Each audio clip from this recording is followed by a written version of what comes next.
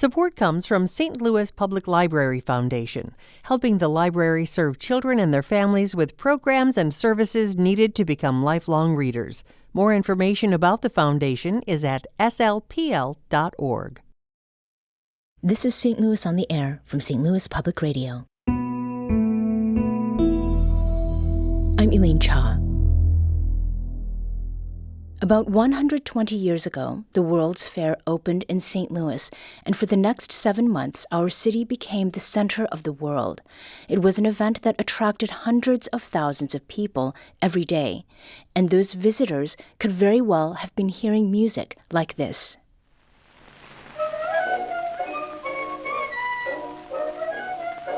That music was played by a group called the Philippine Constabulary Band, and as hard as it might be to believe, this was, at the time, pop music.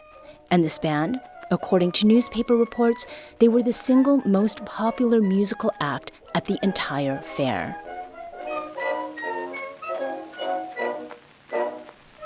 This song, La Sampaguita, was recorded by the Philippine Constabulary Band several years after the fair, and that Piccolo carrying the melody is being played by a Filipino musician named Pedro Navarro. In 1904, he had been at the fair in St. Louis. Like other visitors, he would have been exposed to wonders of the future, early electricity, radio, even attempts at flight. It was truly a world's fair. Every country was represented, and Navarro, like other visitors from overseas, was here to make his nation proud. The fair covered an area of almost 2 miles.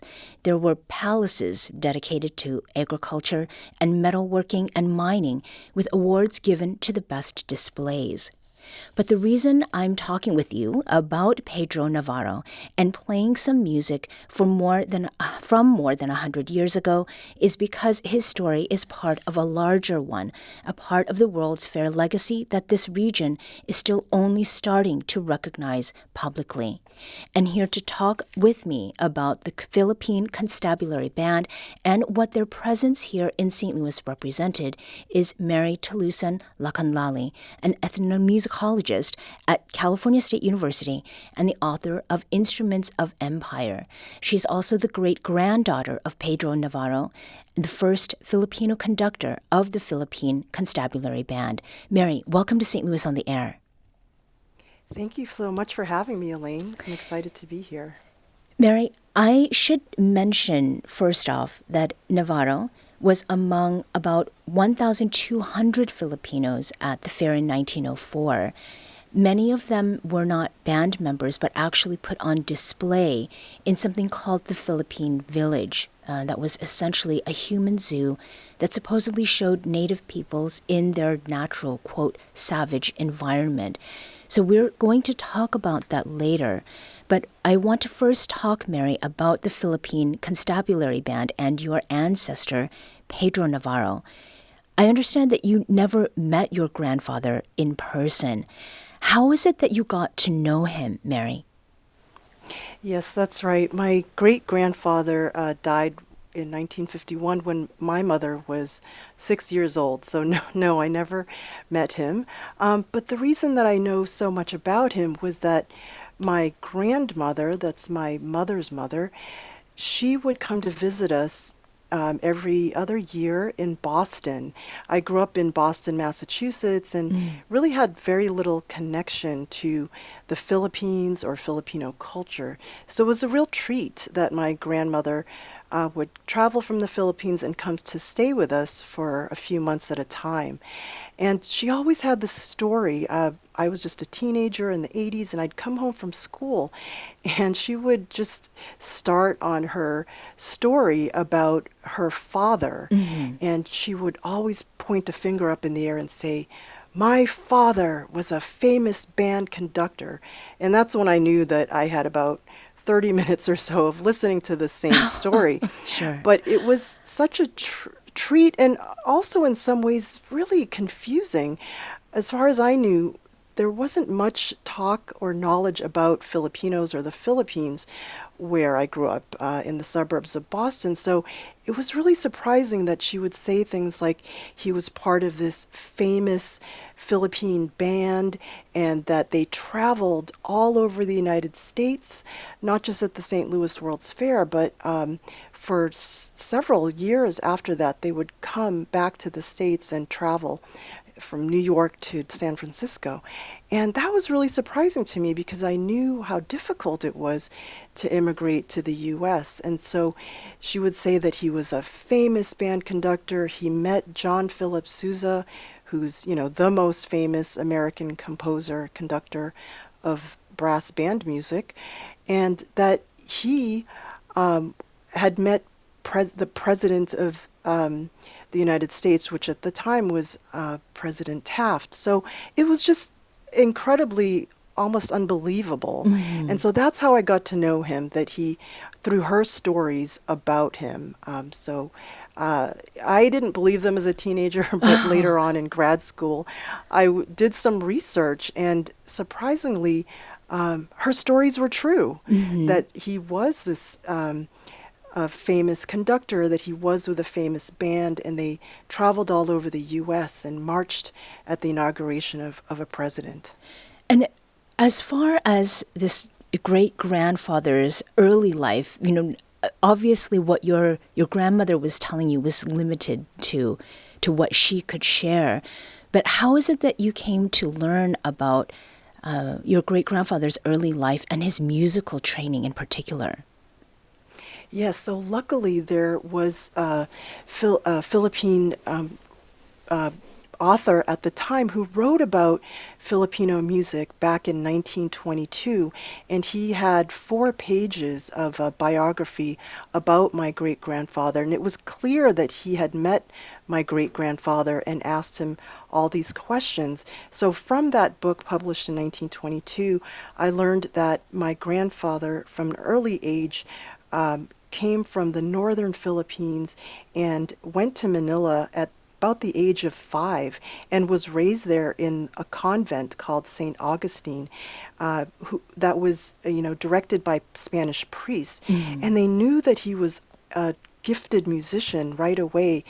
He would sing, and from there, he was just raised in that convent until he was 19 years old, and he studied with not only the Spanish priests who were musicians, but also a famous Filipino composer named Marcelo Adunay. So I think what that told me was that he had rigorous training from an early age in European music, particularly music of the church. Mm-hmm. I'd like to fast forward now to the 1904 World's Fair. Mary, can you help us understand, what the World's Fair in 1904 represented for someone from the Philippines, and how it was, or why, your great-grandfather traveled to St. Louis? Right. So I think, a lot of the Filipinos, especially the indigenous people, had no idea what they were getting into, and, how far really the United States was from the Philippines, and, how long they would be there. For my great-grandfather, he was already part of the Philippine Constabulary Band, which formed just a couple years earlier in 1902. Now, a really surprising and really great story about this is that it was founded and formed by an African-American officer named Lieutenant Walter H. Loving, and he was the only American conductor ever of the Philippine Constabulary Band, and he just interviewed hundreds of the best musicians in the Philippines and selected about 82 of them to form the band in 1902. So when they came to the U.S. in 1904, they were quite well known in the Philippines. In fact, before they landed in the U.S., they went to Japan and played for the emperor. So they developed quite a reputation for themselves before they arrived in St. Louis. Now, in 1904, my great-grandfather was just a young man. He was 25 years old. And I'm sure everything was chaotic and new. In fact, the San Francisco Chronicle reported about how the Philippine Constabulary men just were in awe of all the big buildings and just in awe of their arrival to the U.S. So it would have been exciting to them, but also quite anxiety producing. I'm sure there was a lot of fears about being away from home for so long in a completely different country. Right. When they got to St. Louis, they went to the Philippine Village, which was for the most part set up already, but they probably had no idea like how they were going to be represented there, what kinds of people, even people from the Philippines, they had no knowledge of all these diverse peoples and tribal groups and people from all over the Philippines. So that may have been as unfamiliar to them. There was no national language there, so there was a real language barrier between the military men and all the different tribal peoples there. Yeah. So I'm sure it was exciting, but also, kind of scary. Right, right. For the research that you did, Mary, did you visit St. Louis, and was there certain information that you wanted to get while you were here, and did you find it? I did visit St. Louis, I think in 2019, a few years before my book was published and came out. And I was really excited because this was my first visit to St. Louis. I'd been hearing for decades about the St. Louis World's Fair, and I was really excited to go visit the site of the Philippine Village where my great-grandfather had spent 7 months of his life. But when I did go to several places, of course, the Missouri History Museum and the Missouri Historical Society Library and Research Center, and they were terrific. The exhibits were terrific, but no one could tell me exactly where the Philippine Village was. And they had an idea, it's somewhere over in this area, but not really. They couldn't give me sort of a place to go that I could just say, here it is, I found it. And so that kind of was a bit disappointing and concerning that there was no sort of official site to which Filipinos could go to and visit. As a Filipino American, we've all heard about the St. Louis World's Fair. It's almost the starting point for us learning about our place and our history in the United States. And so that was a little bit concerning that at the time there was nothing there to commemorate the site. Right. And when was it that you came to St. Louis to do some of that research that first time? Yeah, I think it was in 2018 or 2019. Yeah, I really wanted to get the original materials that St. Louis did such a good job of archiving. And I did find a photo of my great-grandfather in the Philippine Constabulary Band, as well as other materials that I didn't have access to online or through other archives. So it was actually a really, really productive visit, except for not being able to find the exact site of the Philippine Village. Right. Mary, what did that photo that you saw look like? And how did it feel to see that, especially after all of the stories that you heard from your grandmother and what you had learned from your research thus far? Yeah, it was so exciting to see the original photo because there are photos of that. It's on the cover of my book, and that photo is pretty famous of the Philippine Constabulary Band standing in the archway of a stone building. But to see the original photo and to see a close-up of my great-grandfather's face was just so exciting. He was the only piccolo player in the band, and he was standing in the front. Lieutenant Loving, who was the conductor, was right in the middle, so he was in the front row holding his piccolo, and just to see him staring back at me in this original photo was so exciting. It brought my grandmother's stories and all of my research full circle to just be able to hold this photograph in my hand of him, and it was so clear. I could really see his facial features, and it was just really, really exciting to see. Mary, what is it that you learned about this band that your great-grandfather was part of, the Philippine Constabulary Band, and how they were received at the 1904 World's Fair? And in particular, what did you learn about why the group was so popular? Yes, it was really, really exciting and encouraging to hear that they were so beloved and sought after by the American public, because, I had, through my research, heard about the very negative things that went on with the treatment of indigenous people. And not to say that this makes up for it in any way, but to learn that this was more complicated. Filipinos, particularly in the Philippine Constabulary Band, had such a positive and warm reception. The Philippine Scouts, who were also military men, but they were part of the U.S. Army, but they were Filipinos, also had a positive reception. To learn that they had so many musical successes was just really encouraging and really brought a new perspective to the Filipino experience at the fair. One of the most popular band pieces, of course, was Star Spangled Banner by John Philip Sousa. And through careful looking at all of the different programs, official programs of the fair, I learned that they played it the most times out of any group at the fair, including John Philip Sousa's own group. So to me, there was something special about the Philippine Constabulary Band. Why was it that out of all the different concerts going on in a given day, people would flock to their concerts?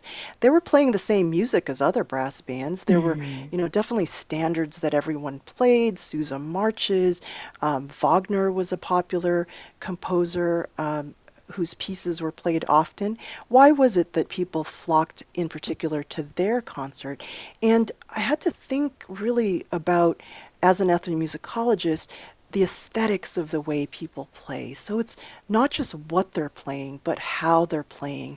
And I think that the Filipino musicians brought their own sensibility and aesthetic to playing standards like Star Spangled Banner. So in that way, that kind of led me down this path of asking myself, how do people listen? How do they hear? Why do they want to hear Star Spangled Banner by the Philippine Constabulary Band versus another group? And so I thought to myself, there must be a way in which what they listen to is influenced by their understanding of the people that are playing it. Right. And I think that's a great place, actually, to take a very short break and pick up on that point to continue the conversation. We're discussing today the Philippine Constabulary Band and the Philippine Village that were used to promote a particular narrative about American power at the 1904 World's Fair in St. Louis. We'll be right back. This is St. Louis on the Air on St. Louis Public Radio.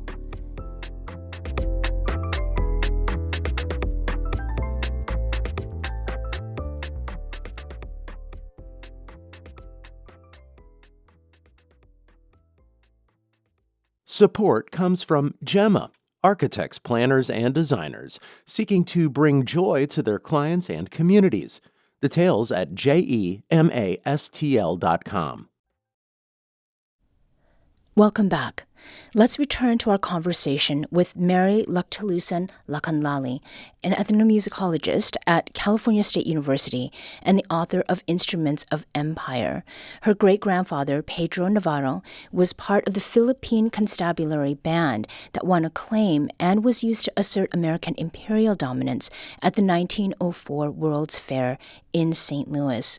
Now, Mary, before the break, we stopped at a really good segue point, and you were were talking about the understanding that people brought to their perception of the Philippine Constabulary Band. And that's, how they heard their music. And you make an argument about imperialism. How did you reach that connection, Mary? Yes, thank you. I wondered always why the Philippine Constabulary Band was so popular amongst other bands. In fact, John Philip Sousa, in the book The Greatest Expositions, said that he was amazed and that they were one of the best bands at the exposition. So I kind of concluded that despite the shared musical language of brass band music and marches, they must have brought a Filipino sensibility and aesthetic to the way that they were playing. Audience would flock to their concerts, and not go to other concerts just to hear them. Mm-hmm. And I thought about this as a different way of hearing, and I called it the imperial ear, because I think not only did the American audience enjoy the actual music, but they also had a sense of satisfaction in colonizing Filipinos. The Philippine Village was all about, in a nutshell, proving to the American public that the U.S. made a right decision in colonizing the Philippines, because it was quite a debate whether the U.S. should colonize the Philippines or not. So in 1904, I think the Philippine Village tried to make this argument that, look, despite their origins as tribal people, they can be made to be sort of civilized, assimilable colonial subjects. And I think the Philippine Constabulary Band was used to prove that point in a way that audiences enjoyed. While they were listening to these Filipino musicians play brass band music, they must have thought to themselves, and this is documented in the newspapers, of course, that this is wonderful. Look at these tribal peoples that we uplifted and taught to be exceptional musicians. However, that conclusion came at the cost of actually understanding the history of the Philippines, and that we had European music for some 300 years prior to the U.S. arriving on our shores, and that people like my great-grandfather had been studying it their whole lives. These men were the best musicians in the country, and there's just no way that in 2 years you can take, and this is, quoted from the newspapers, a bunch of savages and turn them into these elite classical musicians. And so that's kind of the myth that people believed, and that's why I call it the imperial ear. They heard the Philippine Constabulary Band in a way that sort of satisfied their own need to see the U.S.'s success in the Philippines. Mm-hmm. Now, on a Friday last month, I attended the unveiling of an historical marker in a park in Clayton. And in 1904, this site, which now sits on the campus of Concordia Seminary across the street from Caldi's, a coffee shop in the Daman neighborhood, was this 40-acre Philippine village. And here, visitors paid 25 cents, which is about $9.25 today, to watch what was advertised as the life of uncivilized, uncultured peoples, inferior in just about every way to the palaces of technology nearby. And there's nothing in that spot now but grass. However, a local artist, Jana Anunuevo Langholtz, has spent years giving tours of the area and telling the story of the 17 Filipinos who died there. In addition to these 17 lives, I also documented over 1,200 individuals from different regions across the Philippine Islands who made the arduous month-and-a-half-long journey by ship, then by train, to this very spot to participate in the events of the 1904 World's Fair. Many made that journey for some of the same reasons Filipinos do today, to work abroad and to bring money home to support their families. However, I don't believe any of those 1,200 people knew the full extent of tragedy and exploitation the 1904 World's Fair would bring. That was Jana Ananuevo Langholtz speaking last month at the dedication of an historical marker honoring the Philippine Village historical site. Now, Mary, you were at that event in Clayton, the unveiling of this memorial. What were you feeling during that event and in hearing Jana's words? Yes, my mother and I flew out to attend the event, and even though we had only learned about it a couple of weeks earlier, we knew that this was one of the most important events that we would witness, because not only because of our family history and our ancestor that was actually there, but also for Filipinos across the United States who long for recognition and for acknowledgement of their participation and their in the history of this country. So it was quite emotional, and I think it was the beginning of a lot of healing. I really am grateful to Mayor Michelle Harris and all of the committees that helped to put this together, and of course to Jana Langholtz, who just did a phenomenal job, not only as a researcher, but as an artist and an activist to make this happen. It was quite emotional. Mm-hmm. Mary, as a descendant and as a researcher and scholar, how do you think that we should be commemorating something where there's not much left to build upon? And is there a better way to characterize it than to use a word like commemoration? I think that this is a first step, and I would hope that others would participate and share their voices in contributing to what could bring about more healing, more recognition, more coming together of us as a society. I think that it was so brave to just be so truthful about what happened at the 1904 World's Fair with regard to Filipinos. And I think that other voices need to be heard to ask, what else can we do to bring about attention and healing? Because I think, the truth can only make us stronger as a society. Mm-hmm.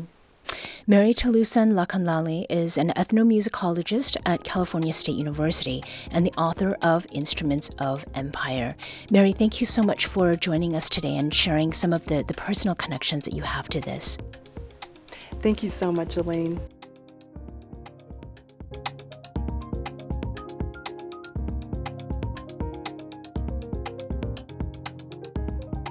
This episode was produced by Danny Wissentowski.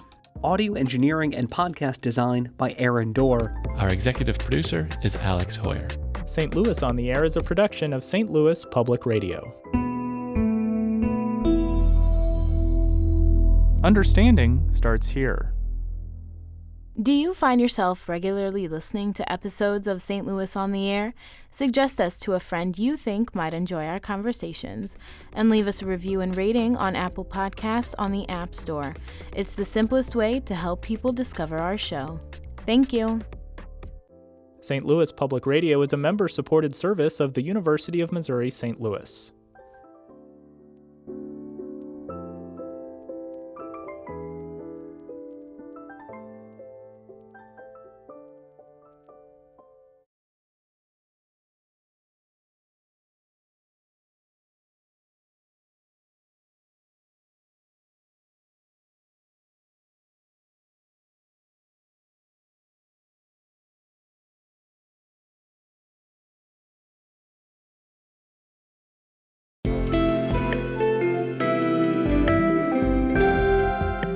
The Gateway brings you the day's news each weekday from around the St. Louis region and the state capitals in Jefferson City. Our schools are accredited. We don't need this bill. And Springfield. How many more years must pass before lawmakers see time is of the essence? I'm Abby Larico. Join me each weekday for The Gateway on the STLPR app or wherever you get podcasts.